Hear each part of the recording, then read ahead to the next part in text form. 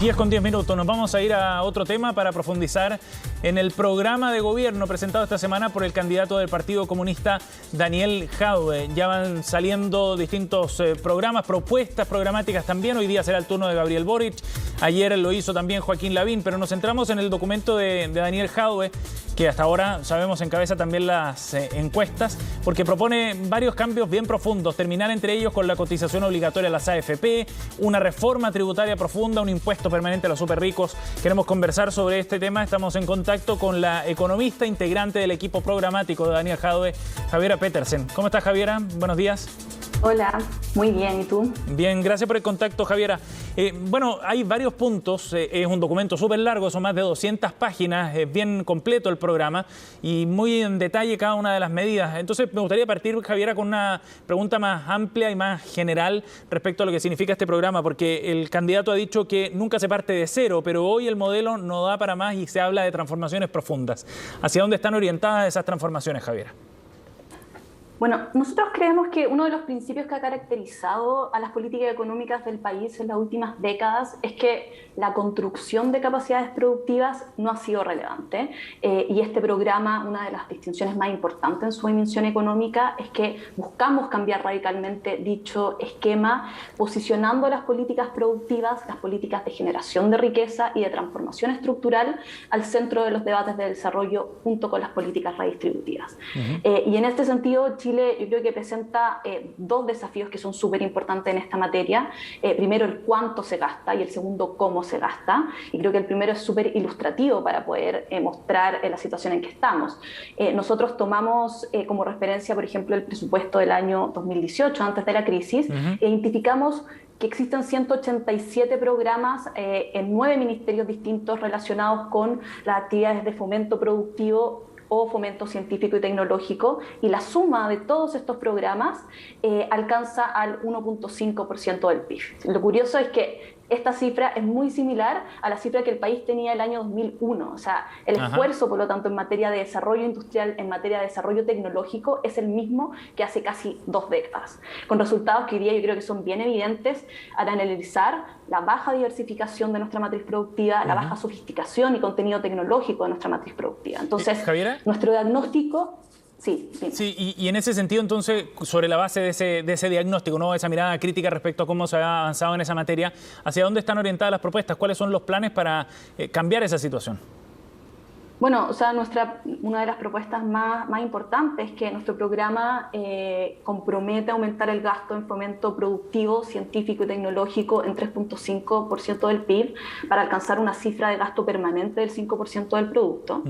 Y esto está relacionado con distintas políticas, tanto de fomento productivo como políticas tecnológicas, para poder justamente empezar a encauzar la transformación productiva que, como yo decía, nuestro diagnóstico es que justamente el estancamiento de las tasas de crecimiento, de la productividad del país, pero también de los problemas de la creciente desigualdad de ingresos, de las desigualdades territoriales, de la crisis medioambiental, están directamente relacionadas con esta base productiva, y por lo tanto lo que buscamos hacer es transformarla. Y lo que vamos a hacer es generar condiciones económicas que sean propicias para el fomento de sectores intensivos en conocimientos, en tecnologías, que agreguen valor y que contribuyan a cerrar estas brechas productivas. Y acá el rol del Estado va a ser clave, no solamente a través de la participación directa, es decir, empresas públicas, inversión pública, sino que también generando institucionalidad que logre empujar estas inversiones dinámicas. Javiera, en otros temas vinculados al área económico, por supuesto, el programa en general dice que se plantea una mayor recaudación tributaria de hasta 10 puntos del Producto Interno Bruto para financiar todos los cambios. Y ya podremos profundizar en esos cambios, pero ¿es posible aumentar en 10 puntos del PIB la recaudación tributaria en un gobierno en 4 años solamente? Nicolás Eizaguirre planteaba una crítica al respecto, decía que ningún país lo había conseguido en tan corto plazo aumentar tanto la recaudación tributaria. O sea, nuestro programa propone una reforma tributaria que va a recaudar entre el 8 y el 10% del PIB. Y creo que no hay que dejar de notar que hoy día todas las candidaturas fuera de las de la derecha están planteando reformas tributarias que son sustantivas. Y esto es bien importante porque da cuenta de la consolidación de una mayoría en el país que entiende que el país tiene que avanzar considerablemente en materia de recaudación y redistribución. El tema es la magnitud, ¿no? El tema es la magnitud y ahí nosotros identificamos 3 problemas centrales que deben ser corregidos en el sistema tributario de nuestro país. Primero, que nuestra recaudación es comparativamente baja e insuficiente respecto a las necesidades financieras del Estado. Segundo, la carga tributaria está distribuida de forma bastante injusta porque quienes tienen más no contribuyen proporcionalmente más. Y tercero, es que en un país donde predominan rentas económicas alrededor de los recursos naturales, hoy día el Estado no posee instrumentos para poder capturar estas rentas y poder así utilizarlas para la diversificación productiva.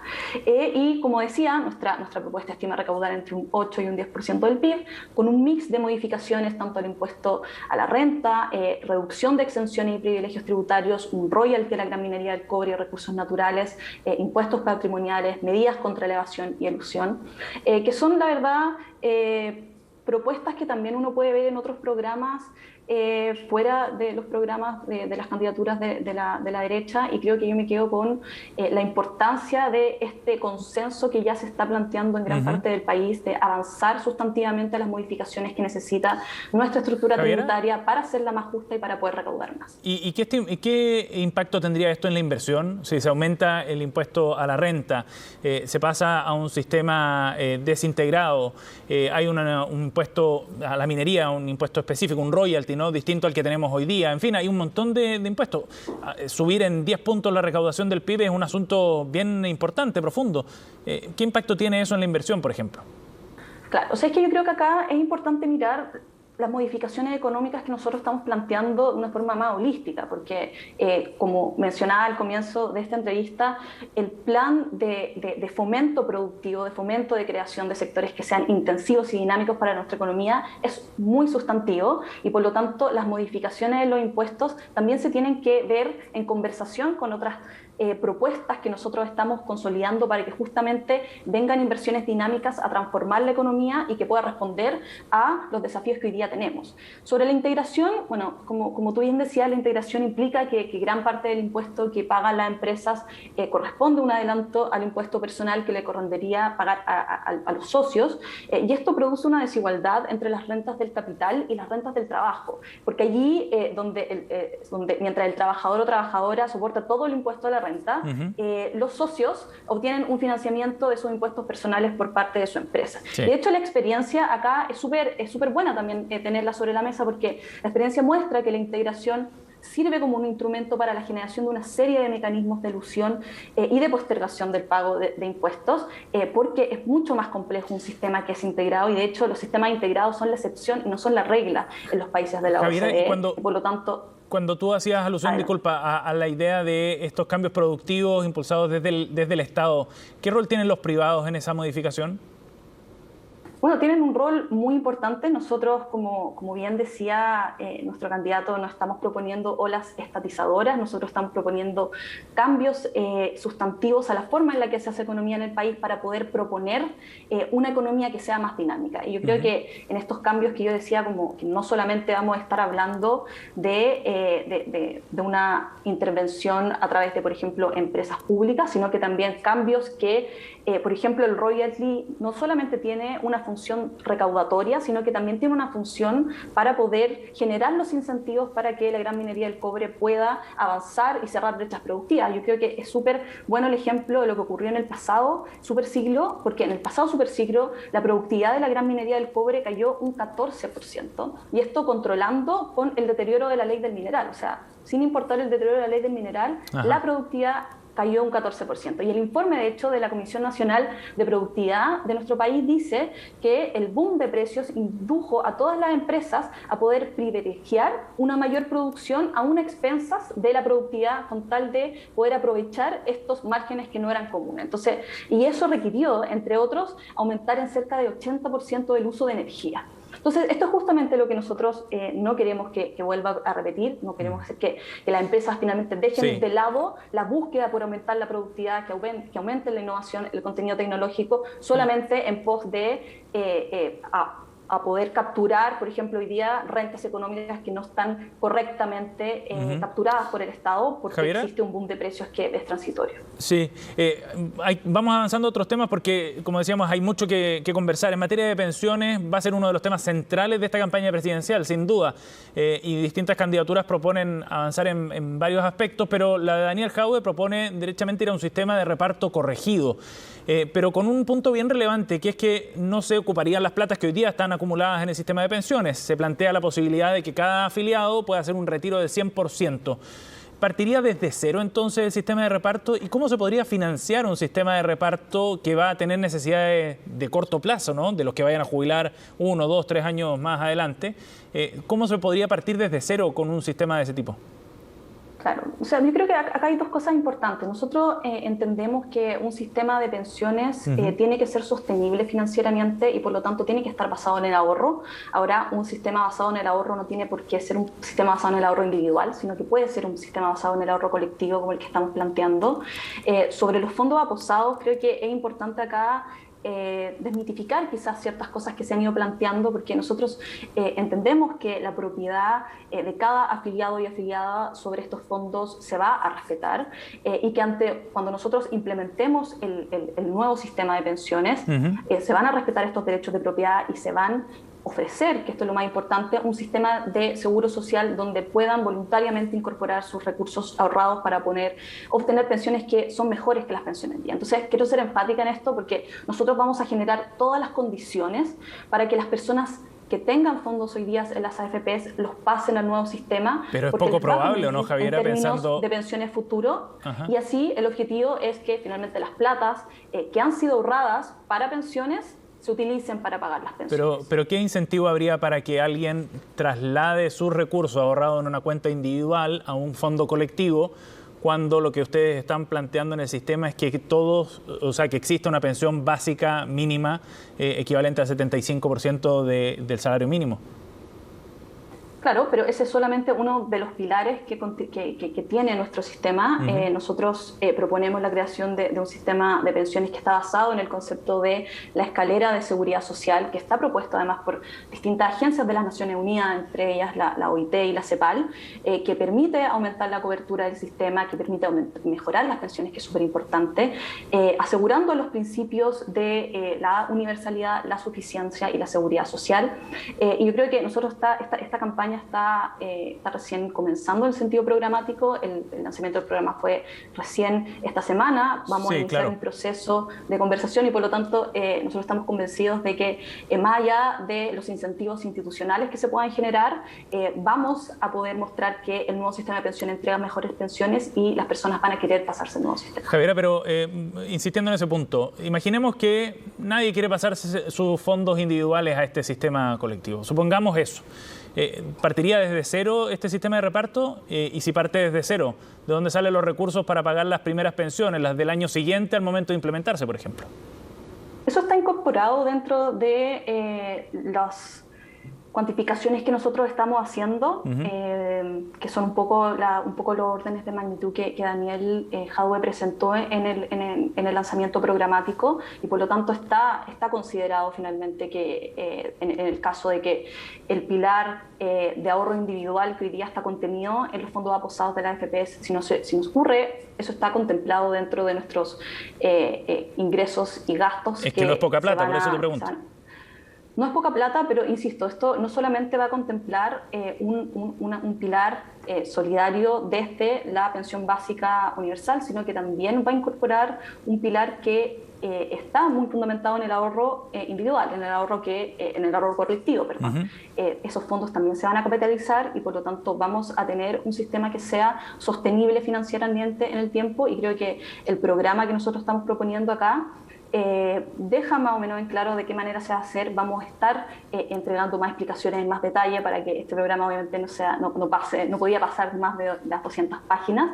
Pero creo que acá yo me quedo en que nosotros nos estamos proponiendo algo distinto a lo que las agencias internacionales han propuesto como principios de solidaridad, y de seguridad social.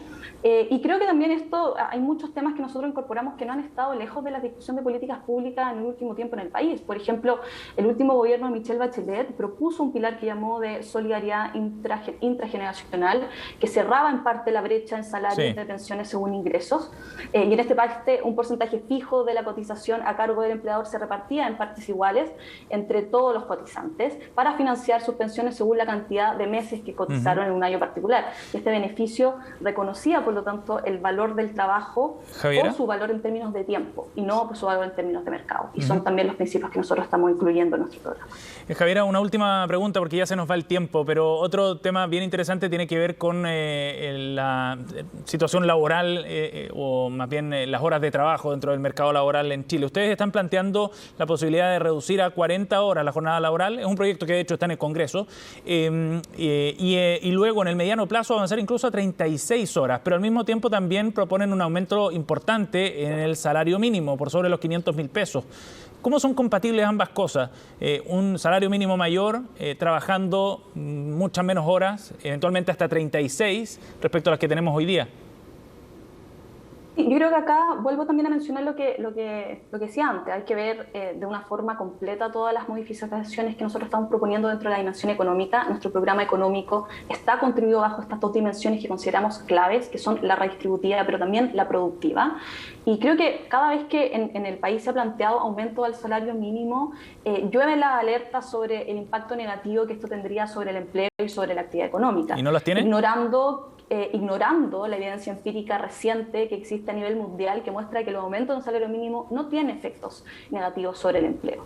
Y acá lo importante también es recalcar que los aumentos salariales que estamos proponiendo están acompañados de un impulso sustantivo al aparato productivo del país, pero son además aumentos que van a ser graduales y que consideran que distintas unidades productivas del país van a ser afectadas de forma diferente y por tanto habrá un apoyo importante a la micro, pequeña y mediana empresa y también a otros sectores económicos que puedan verse quizás más afectados que otros. Y ojo, y acá la ayuda no solamente va a ser para poder pagar el nuevo salario mínimo, sino también para que las MIPYMES sean parte activa de las transformaciones económicas del país, algo que nunca ha ocurrido anteriormente porque las pequeñas y medianas empresas tienen que ser parte importante en todas estas transformaciones tecnológicas y de mayor innovación que nosotros estamos proponiendo para la economía del país. Javiera, ahora sí la última pregunta, me van a retar pero por el tiempo, pero es que es importante y hay mucho material que abordar.